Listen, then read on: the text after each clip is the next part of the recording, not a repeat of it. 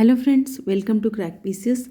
आज हम लोग छोटा नागपुर काश्तकारी अधिनियम को पढ़ेंगे और इससे रिलेटेड सारे प्रश्नों को हम लोग सॉल्व करेंगे। जितने भी प्रश्न इससे बन सकते हैं वो सारे प्रश्नों को हम लोग देखेंगे। और ये जो आज का क्लास है ये सिर्फ जेपीएससी के लिए बहुत बहुत इम्पॉर्टेंट है, क्योंकि बच्चे इसी में फंस जाते हैं। इसमें धाराएं कितने हैं, कौन से धारा में क्या है, कितने अध्याय हैं, कब ये लागू हुआ है, इससे संबंधित जितने भी प्रश्न हैं सारे प्रश्नों को हम लोग आज देखेंगे। ठीक है, तो ये क्लास बहुत ही इंटरेस्टिंग होने वाला है। अंत तक देखिएगा ये वीडियो पूरा, और जितना बार हो सकता है इसको सुनने की प्रयास कीजिएगा। तो चलिए स्टार्ट करते हैं। पहला प्रश्न फ्रेंड्स, पहला प्रश्न है छोटा नागपुर काश्तकारी अधिनियम को कब लागू किया गया था। तो छोटा नागपुर काश्तकारी अधिनियम को कब लागू किया गया था, इसका सही उत्तर हो जाएगा 11 नवंबर 1908 ईस्वी। 11 नवंबर 1908 ईस्वी। ठीक है, तो चूँकि सब में 1908 है तो ये तो पता ही है कि 1908 में इसको लागू किया गया था। लेकिन फ्रेंड्स, अभी के जो एग्ज़ाम है उसमें तिथि को भी पूछा जाता है, तो इसी में कन्फ्यूजन हो जाता है। तो ये हुआ था 11 नवंबर 1908 ईस्वी को। और फ्रेंड्स, झारखंड अलग हुआ था बिहार से, वो 15 नवंबर को, यानी मंथ जो था वो नवंबर का ही था। ठीक है, बिरसा मुंडा का जन्म भी 15 नवंबर को हुआ था। तो ये नवंबर झारखंड के लिए बहुत ही इम्पॉर्टेंट है। और ये CNT एक्ट को लागू किया गया था। इसका संक्षिप्त नाम है CNT, छोटा नागपुर काश्तकारी अधिनियम। ठीक है, 1908। ठीक है,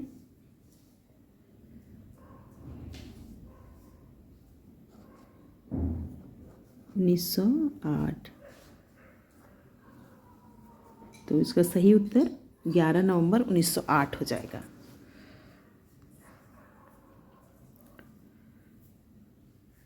फ्रेंड्स, अगला प्रश्न है, बहुत ही इम्पॉर्टेंट है ये। छोटा नागपुर काश्तकारी अधिनियम का खाका किसने तैयार किया गया था, किसके द्वारा तैयार किया था, किसने तैयार किया था। तो फ्रेंड्स, इसका सही उत्तर हो जाएगा, क्या हो जाएगा, लॉर्ड हार्डिंग द्वितीय तो नहीं है। ये इसका सही उत्तर हो जाएगा John H Hoffman. John H Hoffman के द्वारा ये छोटा नागपुर काश्तकारी अधिनियम का जो प्रारूप था, खाका था, उसे तैयार किया गया था। ठीक है, इसका सही उत्तर बी हो जाएगा। इसका सही उत्तर बी हो जाएगा। तो इसको याद करिए इस तरह, CNT एक्ट को किसने तैयार किया था, तो जॉन एच हॉफमैन ने। लागू कब हुआ था, 1908 ईस्वी को। कब लागू हुआ था, 1908 ईस्वी को। महीना क्या था, तो 11 नवंबर। ठीक है फ्रेंड्स, अगला प्रश्न है, छोटा नागपुर काश्तकारी अधिनियम निम्न में से किस अधिनियम से प्रभावित था। ये तो बहुत ही इम्पॉर्टेंट प्रश्न है, बहुत भी आई है कि छोटा नागपुर काश्तकारी अधिनियम किस अधिनियम से प्रभावित था। उड़ीसा काश्तकारी अधिनियम, बी है बिहार काश्तकारी अधिनियम, सी है बंगाल काश्तकारी अधिनियम, या फिर डी है उत्तर प्रदेश काश्तकारी अधिनियम। फ्रेंड्स, ये चारों ही हैं हमारे पड़ोसी राज्य हैं। तो किससे प्रभावित था, इसमें हम लोग जल्दबाजी करने के चक्कर में हम लोग कर देंगे बिहार काश्तकारी अधिनियम। जी नहीं, बिहार काश्तकारी अधिनियम से प्रभावित नहीं था छोटा नागपुर काश्तकारी अधिनियम। फ्रेंड्स, छोटा नागपुर काश्तकारी अधिनियम बंगाल काश्तकारी अधिनियम से प्रभावित था। बंगाल काश्तकारी अधिनियम कब आया था, तो ये 1897 में आया था। ठीक है, 1897 में। और छोटा नागपुर काश्तकारी अधिनियम कब आया, 11 नवंबर 1908 ईस्वी को। ठीक है, तो जस्ट इसके बाद आया छोटा नागपुर काश्तकारी अधिनियम। ठीक है, और एक चीज़, हाँ, बिहार काश्तकारी अधिनियम आया था फ्रेंड्स 1950 में आया था, जो बहुत बाद में आया था। ठीक है, ये बहुत बाद में आया था। ये मतलब छोटा बिहार काश्तकारी अधिनियम या फिर बिहार भूमि सुधार अधिनियम के नाम से ये 1950 ईस्वी में आया था। बिहार भूमि सुधार अधिनियम जो था ये 1950 ईस्वी में आया था। बंगाल काश्तकारी अधिनियम 1897 में आया था। उत्तर प्रदेश काश्तकारी अधिनियम का ये तो मुझे भी नहीं पता है फ्रेंड्स। और उड़ीसा काश्तकारी अधिनियम है नहीं इसमें। तो सही उत्तर हो जाएगा बंगाल काश्तकारी अधिनियम। ठीक है,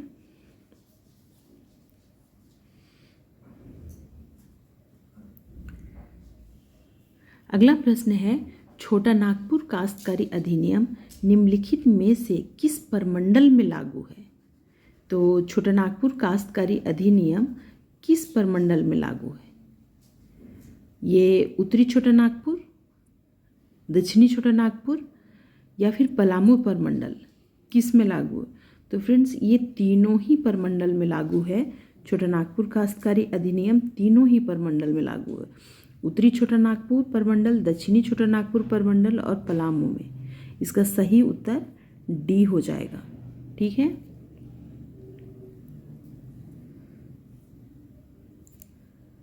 अगला प्रश्न है छोटा नागपुर काश्तकारी अधिनियम कुल कितने अध्यायों में विभाजित है? तो फ्रेंड्स इसका सही उत्तर हो जाएगा 19 अध्याय में। छोटा नागपुर काश्तकारी अधिनियम 19 अध्यायों में विभाजित है। ठीक है,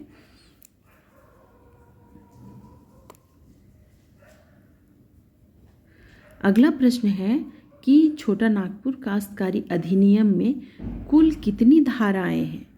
तो फ्रेंड्स इसका सही उत्तर हो जाएगा ऑप्शन ए 271 धाराएं हैं। अध्याय कितना है? 19। धारा कितना है? 271। ठीक है,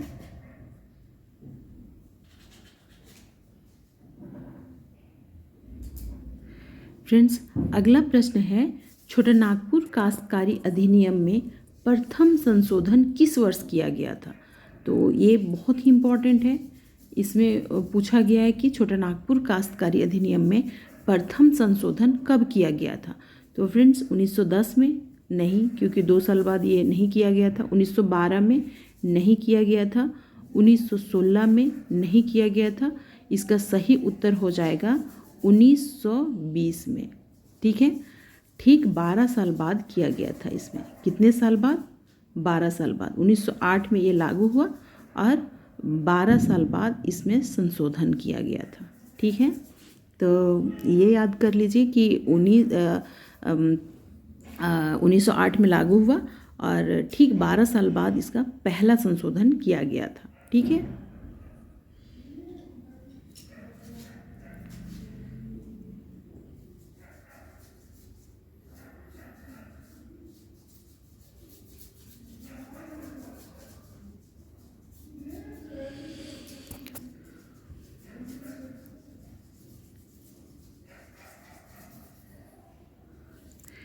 फ्रेंड्स अगला प्रश्न है निम्न में से कौन सा एक छोटा नागपुर काश्तकारी अधिनियम का उद्देश्य नहीं है?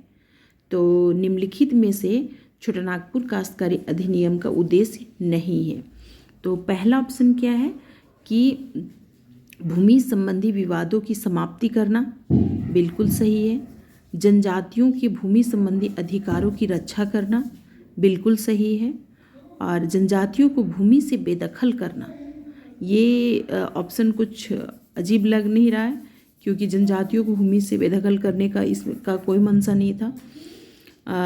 और डी है जनजातीय विद्रोहों को नियंत्रित करना, ये भी सही है। तो फ्रेंड्स इसका सही उत्तर हो जाएगा ऑप्शन सी, क्योंकि जनजातियों को भूमि से बेदखल करना इसका उद्देश्य नहीं था, बल्कि जनजातियों को भूमि का संबंधी जो भी अधिकार है उसकी रक्षा करना इसका उद्देश्य था। तो इसका सही उत्तर सी हो जाएगा।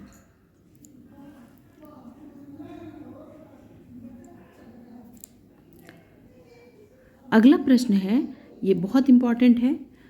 CNT एक्ट के तहत ऐसी जंगली भूमि जिसे भूस्वामी के अतिरिक्त किसी अन्य कृषक द्वारा तैयार की गई हो क्या कहलाता है? फ्रेंड्स, यहाँ पे प्रश्न पूछा है कि सीएनटी एक्ट के तहत ऐसी जंगली भूमि, ठीक है, ऐसी जंगली भूमि जिसे भूस्वामी के अतिरिक्त किसी अन्य कृषक द्वारा तैयार की गई हो, उसे क्या कहते हैं। तो फ्रेंड्स, यहाँ पे है कि कोई जंगली भूमि को चौरस करके यानी उसको साफ करके उसको फसल उगाने योग्य बनाया गया है, वो किसके द्वारा, तो भूस्वामी के अतिरिक्त कोई अन्य कृषक के द्वारा। उस भूमि को क्या कहते हैं, कोरकर भूमि कहते हैं। उसका सही उत्तर हो जाएगा कोरकर भूमि, यानी ऑप्शन ए इसका सही उत्तर है। ठीक है,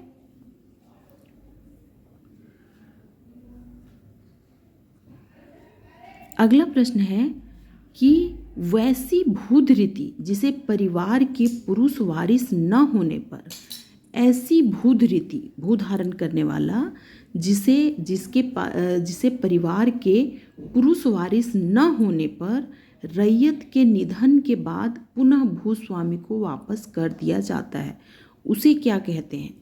तो उसे कहते हैं फ्रेंड्स पुनर्ग्राह्य भूधृति। क्या कहते हैं, पुनर्ग्राह्य भूधृति। इसमें क्या किया गया था कि वैसे परिवार, कई परिवार ऐसे होते हैं जिनके पुत्र नहीं है या फिर जिनके पुरुष वारिस नहीं है, तो उनके ज़मीनों को क्या कर लिया जाता था कि उनको फिर भूस्वामी को वापस कर दिया जाता था। ठीक है, भूस्वामी को क्या कर दिया जाता था, वापस कर दिया जाता था, मतलब पुनर्ग्रहण कर लिया कौन, वो भूस्वामी कर लिया। तो इसका सही उत्तर हो जाएगा पुनर्ग्राह्य भूधृति। ठीक है,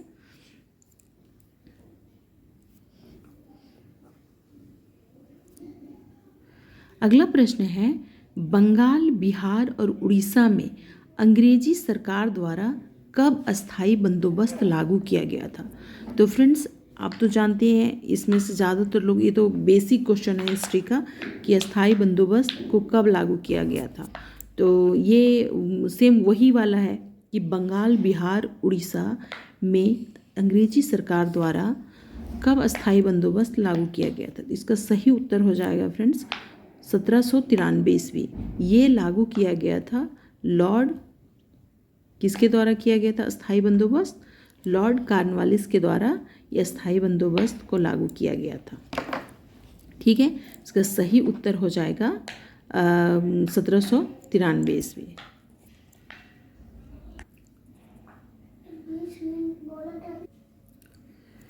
फ्रेंड्स, अगला प्रश्न है छोटानागपुर काश्तकारी अधिनियम के तहत, छोटानागपुर काश्तकारी अधिनियम के तहत कृषि वर्ष का तात्पर्य क्या है। कृषि वर्ष का तात्पर्य क्या है, तो ये किसी स्थानीय क्षेत्र में क्या होता था कि कृषि वर्ष, अलग अलग वर्ष को निर्धारित किया गया था, तो उसको अलग अलग क्षेत्रों में क्या किया गया था कि कृषि वर्ष का अलग अलग पैमाना तैयार किया गया था कि इस तरह से।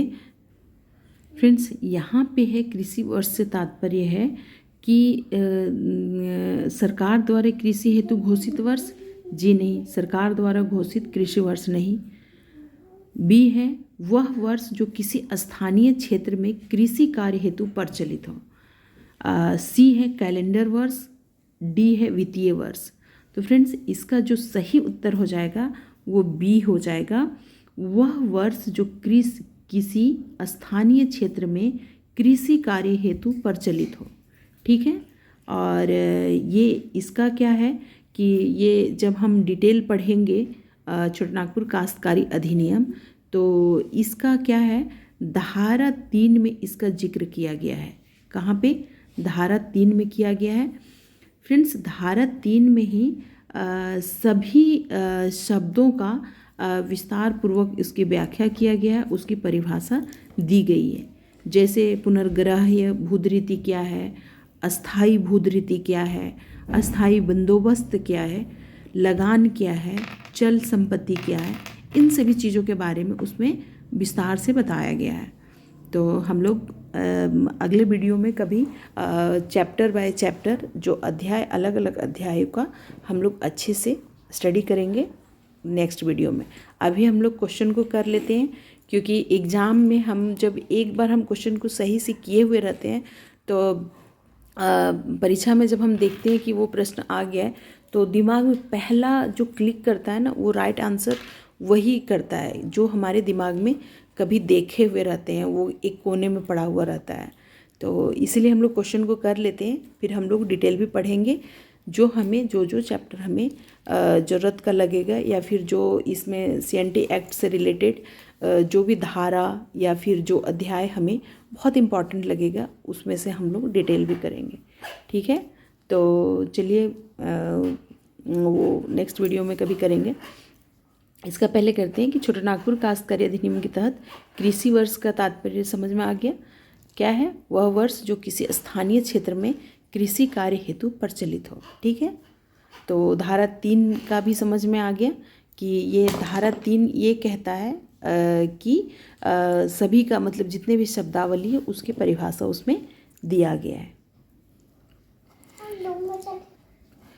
फ्रेंड्स, अगला प्रश्न है छोटा नागपुर काश्तकारी अधिनियम के तहत जोत का तात्पर्य क्या है? तो जोत का तात्पर्य क्या है? इसमें जोत का मतलब कि जो भूमि को धारण करता है, यानी जो कृषि कार्य करता है, जिसके अंदर में उसका भूमि होता है, भूखंड होता है, जोत उसी के अंदर में होता है ना। तो ये ऑप्शन के अनुसार हम देखते हैं कि इसका सही उत्तर क्या होगा।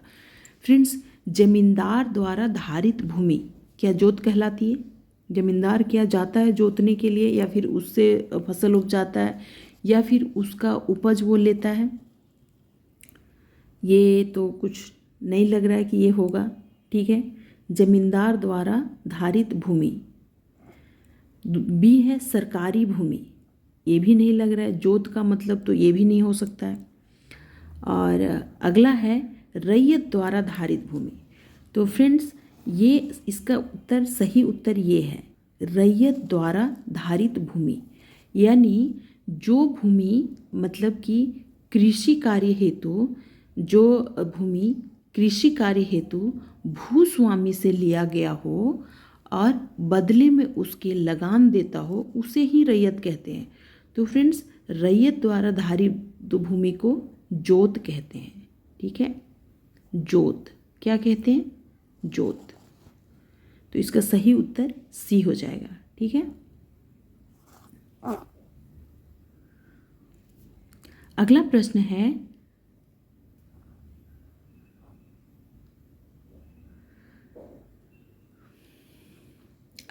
है कि छोटा नागपुर काश्तकारी अधिनियम के तहत भूस्वामी का तात्पर्य क्या है? छोटा नागपुर काश्तकारी अधिनियम के तहत यहाँ भूस्वामी का तात्पर्य पूछा है। पिछला प्रश्न में पूछा था कि जोत क्या है, यहाँ पूछा है कि भूस्वामी का तात्पर्य क्या है। तो फ्रेंड्स, भूस्वामी का क्या है कि इसका भूस्वामी किसे कहते हैं? जो भूमि को धारण करता है, या फिर जिसके पास भूमि है। मतलब इसका भूस्वामी ये होता है कि जिसका वह क्या करता है कि कृषि कार्य के लिए, ठीक है, कृषि कार्य के लिए अपना जमीन किसी काश्तकार को देता है। ठीक है, किसी काश्तकार को देता है, किसी काश्तकार को देता है या किसी रैयत को देता है, तो उसे और उसके बदले में वो लगान वसूलता है, उसे क्या कहते हैं? भूस्वामी कहते हैं। ठीक है, तो यहाँ वही पूछा है भूस्वामी का तात्पर्य क्या है।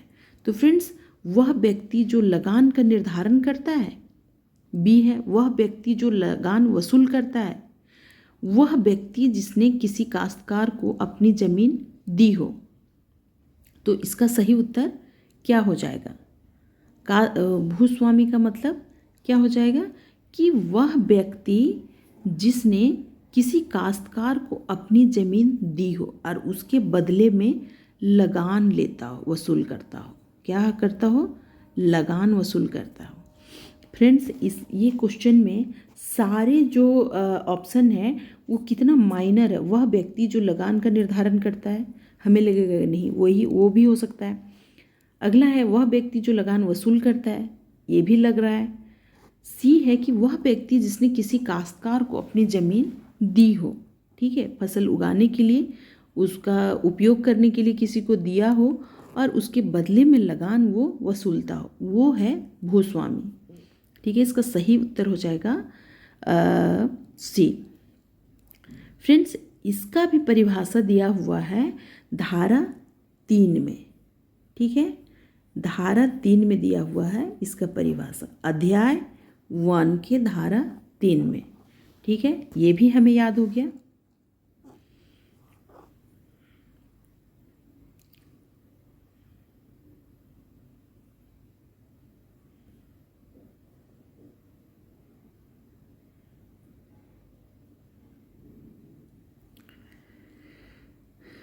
फ्रेंड्स, अगला प्रश्न है छोटा नागपुर काश्तकारी अधिनियम के तहत काश्तकार का तात्पर्य क्या है।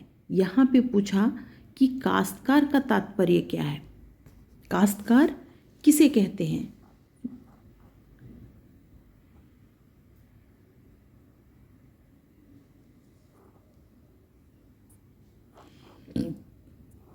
तो फ्रेंड्स, इसका देखिए, पहला ऑप्शन क्या है कि वह व्यक्ति जिसने सरकार से जमीन प्राप्त की हो। दूसरा है वह व्यक्ति जो किसी अन्य व्यक्ति के अधीन भूमि धारण करता हो तथा उसका लगान चुकाता हो। अगला है वह व्यक्ति जिसने किसी दूसरे व्यक्ति को अपनी जमीन दी हो तथा उसे लगान वसूलता हो। तो काश्तकार क्या है फ्रेंड्स, इसका सही उत्तर हो जाएगा वह व्यक्ति जो किसी अन्य व्यक्ति के अधीन भूमि धारण करता हो तथा उसका लगान चुकाता हो। ठीक है, इसका सही उत्तर हो जाएगा ऑप्शन बी। ठीक है, काश्तकार के अंतर्गत कौन कौन से आते हैं, काश्तकार कौन कौन से हो, किसे किसे कहा जाता है काश्तकार। तो फ्रेंड्स, रैयत होता है, ठीक है, रैयत होता है, और खुटकटीदार होता है,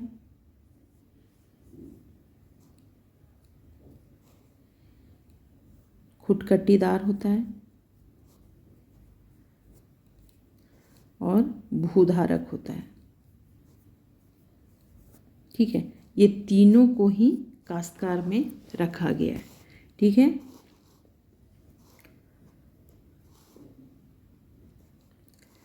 अगला प्रश्न है छोटा नागपुर काश्तकारी अधिनियम के तहत लगान का तात्पर्य क्या है। फ्रेंड्स, लगान का तात्पर्य क्या है, लगान किसे कहते हैं, लगान कौन देता है। तो इसका सही उत्तर क्या हो जाएगा, जमींदार द्वारा सरकार को भूमि के उपभोग के दिया गया प्रतिफल, रैयत द्वारा भूमि के उपयोग के बदले में सरकार को दिया गया प्रतिफल, रैयत द्वारा भूमि के उपयोग के बदले में अपने भूस्वामी को दिया गया प्रतिफल, जमींदार द्वारा भूमि के उपभोग के बदले रैयत को दिया गया प्रतिफल। इसका सही उत्तर क्या हो जाएगा फ्रेंड्स, इसका सही उत्तर हो जाएगा ऑप्शन सी, रैयत द्वारा भूमि के उपभोग के बदले अपने भूस्वामी को दिया गया प्रतिफल।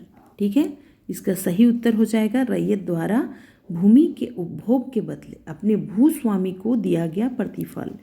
ऐसे प्रश्नों में कंफ्यूज नहीं होना है, 1 मिनट थोड़ा टाइम लगा करके उसके बारे में सोचना है, फिर आंसर को करना है। ठीक है,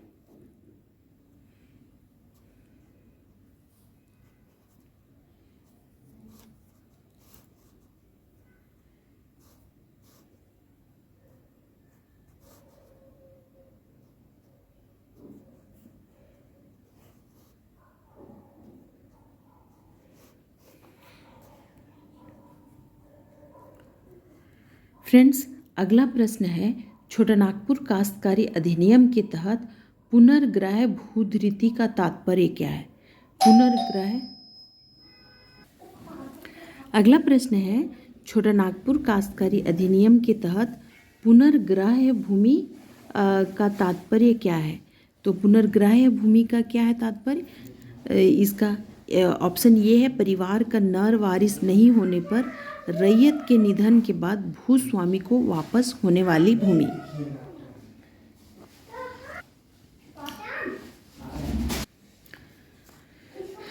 क्या है ऑप्शन, परिवार का नर वारिस नहीं होने पर रैयत के निधन के बाद भूस्वामी को वापस होने वाली भूमि। ये इसका यही आंसर है। इसका सही आंसर ए है। आगे का ऑप्शन पढ़ने का कोई ज़रूरत है नहीं। फ्रेंड्स, अगला प्रश्न है, छोटानागपुर काश्तकारी अधिनियम के तहत निम्न में से किसे काश्तकार के अंतर्गत शामिल किया गया? तो किसे किया गया है? ऑप्शन ए है भूधारक, ऑप्शन बी है रैयत, ऑप्शन सी है मुंडारी खुटकटीदार। तो इसका सही उत्तर हो जाएगा उपरोक्त सभी, क्योंकि भूधारक भी है काश्तकार, रैयत भी है काश्तकार, मुंडारी खुटकटीदार भी है काश्तकार, और इन सभी का जिक्र है धारा 3 में। ठीक है, धारा 3 में, अध्याय 1 में। अगला प्रश्न है, छोटानागपुर काश्तकारी अधिनियम के तहत भूधारक का तात्पर्य क्या है? फ्रेंड्स, भूधारक का तात्पर्य क्या है? हम लोग पिछले प्रश्न में हम लोग पढ़े थे कि भूस्वामी का तात्पर्य क्या है। यहाँ पे है भूधारक का तात्पर्य क्या है। ठीक है, ये भूस्वामी और भूधारक में अंतर है। ठीक है, पढ़ते हैं। इसका पहला ऑप्शन है, वह व्यक्ति जो लगान का निर्धारण करता है। जे बिल्कुल नहीं, निर्धारण नहीं करता है। वह व्यक्ति जिसने किसी दूसरे व्यक्ति की जमीन धारण की हो तथा उसका लगान चुकाता है। ये क्या है कि वह व्यक्ति जिसने किसी दूसरे की जमीन धारण किया हो और उसके बदले में लगान चुकाता हो। इसका सही उत्तर यही है। फ्रेंड्स, अभी हम लोग पढ़े थे कि काश्तकार कौन कौन होते हैं। काश्तकार होते हैं भूधारक, ठीक है, भूधारक, रैयत और खुटकटीदार। ये तीनों ही भूधारक की श्रेणी में रखा गया है। ठीक है, इसका सही उत्तर बी हो जाएगा। फ्रेंड्स, अगला प्रश्न है निम्न में से कौन एक रैयत का प्रकार नहीं है? यहाँ पूछा है कौन एक रैयत का प्रकार नहीं है। ठीक है, तो पहला है ऑप्शन ए है अधिभोगी रैयत। ठीक है, दूसरा है अनधिभोगी रैयत, तीसरा है खुटकटी अधिकार प्राप्त रैयत। तो ये फ्रेंड्स, इसका सही उत्तर तीनों रैयत के प्रकार हैं। ठीक है, तो इसमें इसका ऑप्शन डी सही है। ये गलत इसमें कोई भी नहीं है। ये तीनों ही रैयत के प्रकार हैं। ठीक ना फ्रेंड्स, अगला प्रश्न है, वह व्यक्ति जो किसी व्यक्ति की जमीन खेती कार्य हेतु धारण करता है तथा उसका लगान चुकाता है, उसे सीएनटी एक्ट के तहत क्या कहा जाता है? क्या है प्रश्न? वह व्यक्ति जो किसी व्यक्ति की जमीन खेती कार्य हेतु धारण करता है तथा उसका लगान चुकाता है, उसे सीएनटी एक्ट के तहत क्या कहा जाता है? तो इसका सही उत्तर हो जाएगा, इसका सही उत्तर क्या हो जाएगा? क्या होगा? क्या रैयत होगा, खुटकटीदार रैयत होगा, या फिर भूधारक होगा, या फिर भूस्वामी होगा? क्या होगा इसका सही उत्तर? कि ये क्या करता है कि वह व्यक्ति किसी व्यक्ति की जमीन खेती कार्य के लिए धारण करता है तथा उसका लगान चुकाता है, उसे सीएनटी एक्ट के तहत क्या कहा जाता है? तो फ्रेंड्स, उसे भूधारक कहा जाता है। ठीक है, ये तीनों ही जो हैं, इससे भूस्वामी छोड़ करके ये तीनों ही काश्तकार के प्रकार हैं। उसे भूधारक में खुटकटीदार रैयत भी आता है और रैयत भी आता है। ठीक है, तो इसका सही उत्तर भूधारक हो जाएगा। ऐसे प्रश्नों को थोड़ा सा 1-2 मिनट समय लगा करके ध्यान से इसे करना होगा, नहीं तो ऐसे प्रश्न गलत हो जाने का चांस ज़्यादा रहता है। अगला प्रश्न है, वह मुंडारी जिसने जंगली भूमि के किसी हिस्से को जोत में लाने हेतु भूमि का अधिकार अर्जित किया हो उसे सीएनटी एक्ट में क्या कहा जाता है? क्या करता है? वह मुंडारी जिसने जंगली भूमि के किसी हिस्से को जोत में लाने के लिए उसका अधिकार अर्जित किया हो तो उसे सीएनटी एक्ट में क्या कहा जाता है? फ्रेंड्स, इसका सही उत्तर हो जाएगा मुंडारी खुटकटीदार। ठीक है, मुंडारी खुटकटीदार कहा जाता है। इसे क्या कहा जाता है? तो मुंडारी खुटकटीदार कहा जाता है। फ्रेंड्स, मुंडारी खुटकटीदार प्रथा को 1903 ईस्वी में क्या हुआ था? मान्यता मिली थी। कब मिली थी? 1903 ईस्वी में। ठीक है, कभी पूछते प्रश्न कि मुंडारी खुटकटीदार की जो प्रथा थी वो उसे मान्यता कब मिली? तो 1903 ईस्वी में मिली।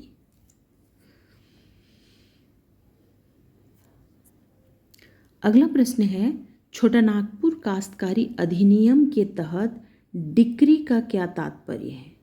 फ्रेंड्स, बहुत ही इम्पॉर्टेंट प्रश्न है ये, भी आई है। छोटा नागपुर काश्तकारी अधिनियम के तहत डिक्री का क्या तात्पर्य है? पहला ऑप्शन है सिविल न्यायालय का आदेश, दूसरा है आयुक्त का आदेश, तीसरा है उपायुक्त का आदेश, चौथा है राजस्व अधिकारी का आदेश। इसका सही उत्तर क्या हो जाएगा? तो फ्रेंड्स, इसका सही उत्तर हो जाएगा सिविल न्यायालय का आदेश। डिक्री का मतलब होता है कि सिविल न्यायालय का आदेश होता है। हम लोग गांव में सुनते थे उसका ज़मीन डिग्री हो गया, वो डिग्री नहीं डिक्री हो गया। किसके द्वारा? सिविल न्यायालय के द्वारा डिक्री हो गया। ठीक है,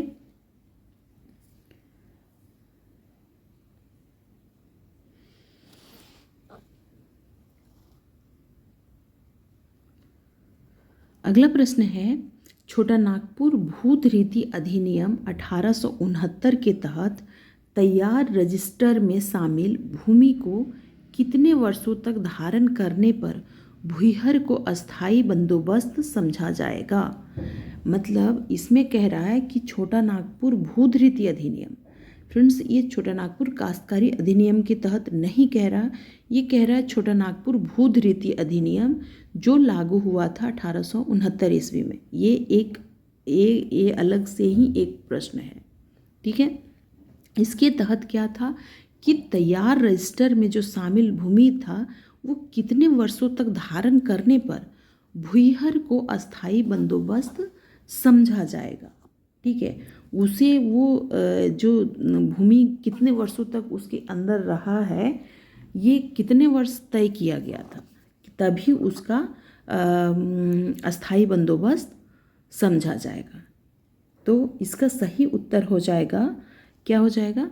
12 वर्षों तक। अगर कोई भूईहर जमीन पर 12 वर्षों तक कब्जा किया हो या उसके अंदर में रहा हो तो ही उसे अस्थायी बंदोबस्त समझा जाएगा। इसका सही उत्तर हो जाएगा 12 वर्ष।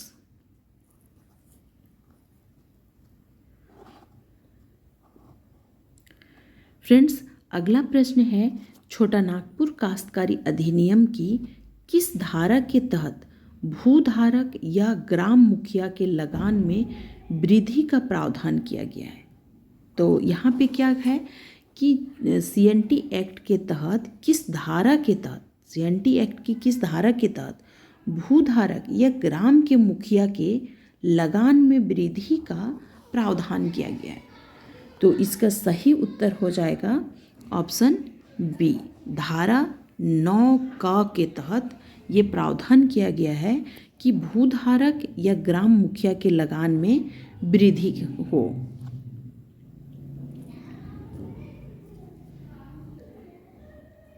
फ्रेंड्स, अगला प्रश्न है, छोटा नागपुर काश्तकारी अधिनियम की किस धारा में बंदोबस्त रैयत को परिभाषित किया गया है? तो किस धारा में बंदोबस्त रैयत को परिभाषित किया गया? तो फ्रेंड्स, धारा 17 में बंदोबस्त रैयत को परिभाषित किया गया है। किस में किया गया? धारा 17 में।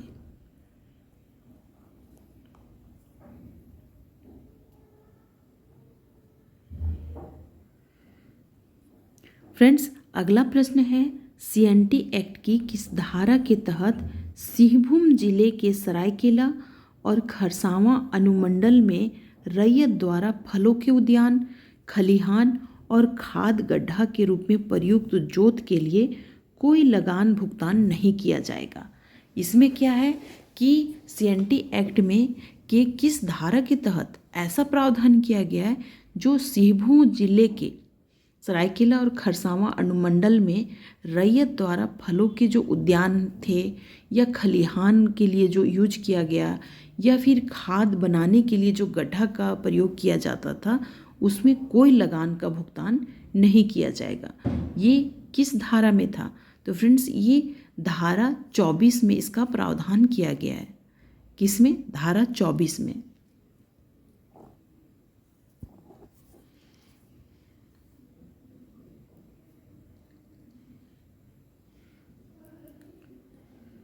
दोस्तों, अगला प्रश्न है, छोटा नागपुर काश्तकारी अधिनियम की किस धारा में रैयत की जोत से बेदखली के संबंध में प्रावधान किया गया है?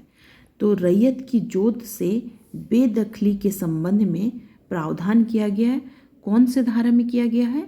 तो इसका सही उत्तर हो जाएगा ऑप्शन ए, धारा 22 में किया गया है इसका प्रावधान कि किसी भी छोटा नागपुर काश्तकारी अधिनियम में कि किसी भी रैयत की जो जोत है उसके बेदखली के संबंध में प्रावधान किया गया अगर वो लगान नहीं चुकाता है समय पर। ठीक है, ये किस में है? धारा 22 में।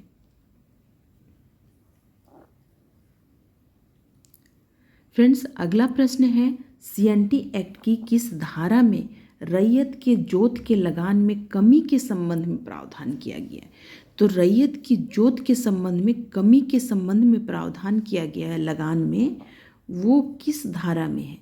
इसका सही उत्तर हो जाएगा ऑप्शन बी, धारा 33 के क में कहता है कि रैयत के जोत के संबंध में लगान में कमी का प्रावधान किया गया है, मतलब कम किया जा सकता है। ठीक है,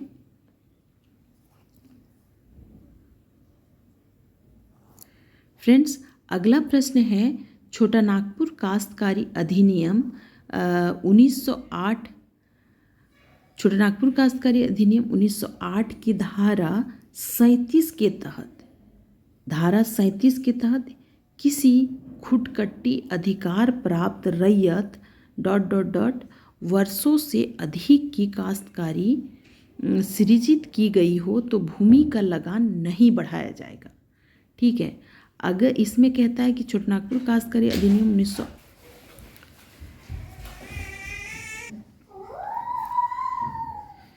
फ्रेंड्स, इसका सही उत्तर हो जाएगा ऑप्शन सी, 20 वर्षों तक। ठीक है, अगर भूमि सृजित की गए हुए 20 वर्ष से अधिक हो गया है तो उसमें कोई लगान नहीं बढ़ाया जाएगा। फ्रेंड्स, आज के लिए बस इतना ही। अगले वीडियो में हम आगे के प्रश्नों को करेंगे। ठीक है, धन्यवाद।